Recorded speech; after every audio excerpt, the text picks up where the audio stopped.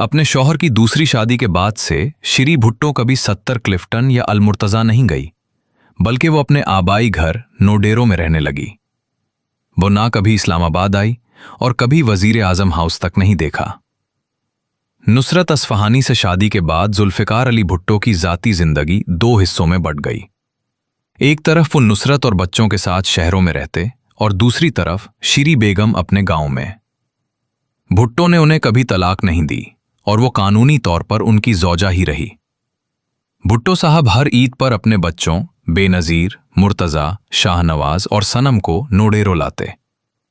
सारे बच्चे अपनी सोतेली वालदा के आंगन में खेलते, घोड़ों पर सवारी करते और श्री बेगम उनके लिए अपने हाथ से लड्डू, जलेबी और हलवे बनाया करती। श्री नुसरत को बहन कहकर पुकारती। नुसरत भुट्टो भी उनका बहुत एहतराम करती और वो बैरूने मुल्क से वापसी पर उनके लिए तोहफे लाया करती। ऐसा भी कहा जाता है कि श्री बेगम ने अपनी जिंदगी में ही अपनी जायदाद बच्चों के नाम कर दी थी। यहां पर मैं अपने नाजरीन को भुट्टो साहब की एक ले पालक बेटी के बारे में भी बताता चलूं। 60 की दहाई में PIA की एक परवाज हादसे का शिकार हुई थी, जिसमें सिर्फ एयर होस्टेस और 6 पैसेंजर्स के अलावा सब लोग मारे गए थे। इस तैयारे में जाबाक होने वाले एक जर्नलिस्ट की मासूम बेटी लुगना को वजीर खारजा जुल्फिकार अली भुट्टो ने अडॉप्ट कर लिया और श्री अमीर भुट्टो उस बेसहारा बच्ची को औलाद की तरह पालने लगी।